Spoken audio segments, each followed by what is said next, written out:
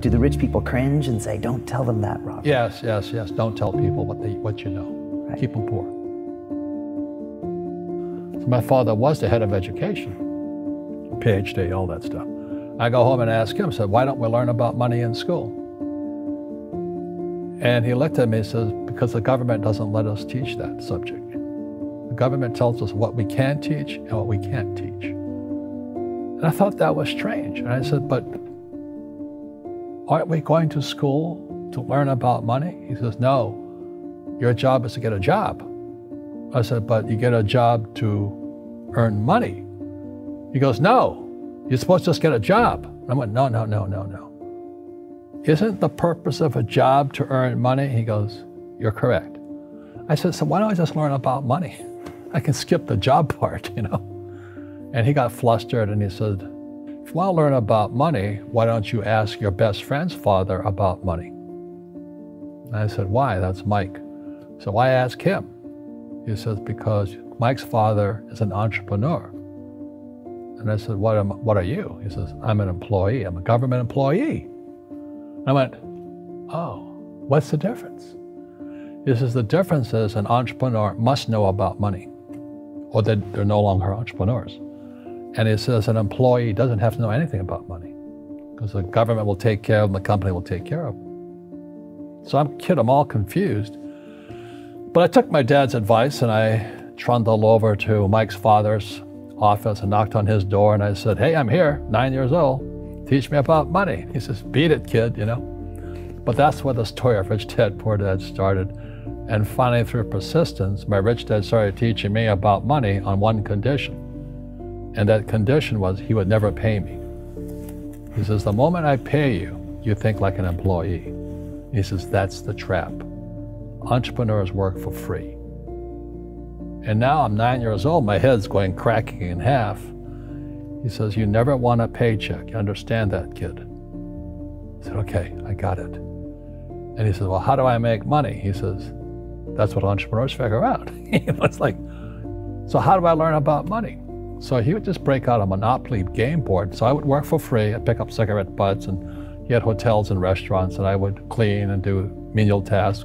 And as I got older, I started getting into office work and marketing and accounting, and I was an apprentice basically, but I always worked for free. And he would teach me about money, but the way he taught me about money was playing Monopoly. And finally one day I got upset. I said, well, when are you going to teach me about money? He says, what do you think we're doing? We're playing Monopoly. He goes, no, no, no, no. What do you think we're doing? We're playing Monopoly. He says, what do you think we're doing? So I don't know. I'm teaching you about money. And then that's when, you have one green house. He says, there's many formulas for great success in money. There's thousands of them, but one of the best ones is found on the game of Monopoly. It still is today. 4 green houses, 1 red hotel. I said, what? He says, one of the greatest ways to acquire great wealth is playing Monopoly in real life. 4 green houses, 1 red hotel.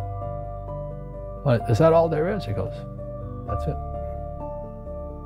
And he says, what do you think I'm doing? And I went, I don't know. So then he took me out and he showed me his greenhouses. And 10 years later, when I was 19, I was now in school in New York, and I come back to Hawaii, and Rich Dad had bought the biggest piece of land smack dab in the middle of Waikiki Beach. And when you go to Waikiki Beach today, you'll see the Hyatt Regency Hotel. That was his hotel. Just like the game of Monopoly. Just like the game of Monopoly.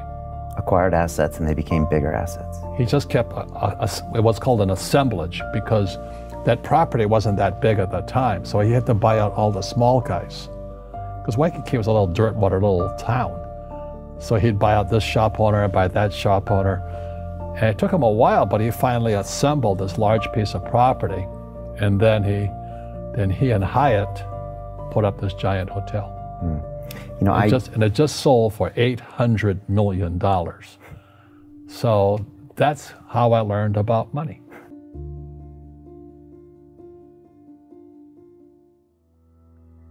I've had financial crashes. I've had people stab me in the back, but they're all good because I grow from it. That's spirituality. Right. You know, people who are afraid of making mistakes, like they teach in school, they don't ever grow.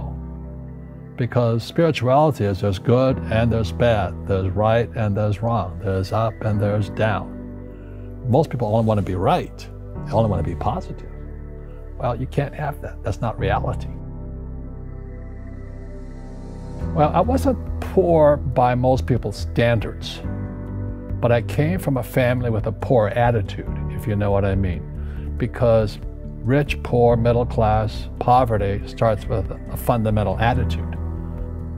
Poverty is passed on. It's taught in your families. And middle class is taught in families. And so the people right now who are sitting at home, who are struggling financially or worried about money or unhappy, they may be making a lot of money, but unhappy with what they're doing, it was probably taught to you. You know, your superego was taught, get a job, work hard, or you'll never be rich, or the rich are evil, or whatever. The school system will never teach you about money. The school system was designed to teach you to be an employee, which is important, or a doctor or a lawyer, a specialist, but never about money. And what most people lack is real business knowledge, like accounting, you know, like debt, like taxes. You got to know that stuff, but they don't teach it in school to anybody. So, and then when people ask me, how did your rich dad learn this when your poor dad, a PhD, didn't? And the answer is very simply, my rich dad, who's my best friend's father, his father died when he was 13. So his rich dad had this family business at 13 to run. So he had to drop out of school, which was his blessing. You know, there's blessings, and you know, sometimes the blessing doesn't look like a blessing, but it turned out to be a blessing. And then his teachers became his bookkeeper, his accountant, his attorney, his banker, his real estate agents. So he has what I call real teachers, not these fake teachers in school.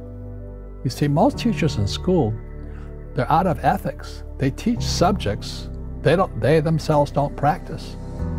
I asked the teacher, I said, you know, I'm in my third year of calculus now. It was called strength of materials. I said, am I ever going to use this stuff? He goes, no. You know, I said, why do you teach it? He says, because I get paid. I said, do you ever use it? He goes, no.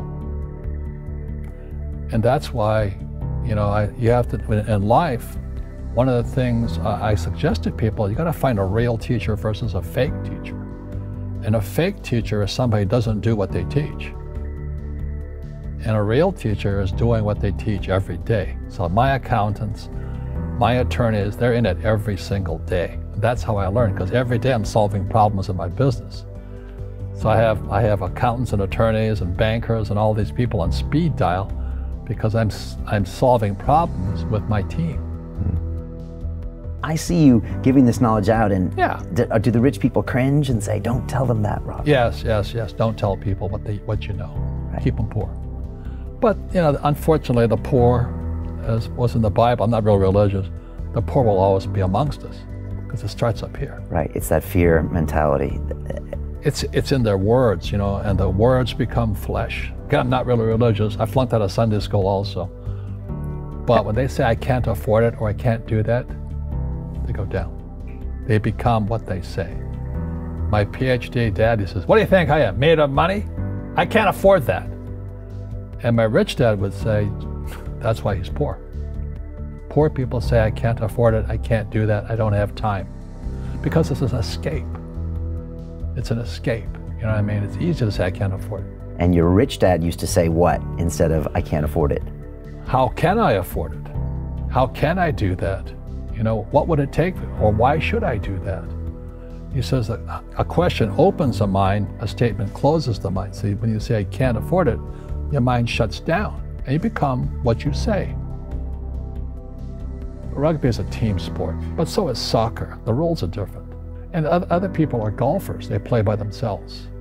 And so everybody's different. So my game financially is business, number one. Second is real estate. So what I say to young people is, you find your game.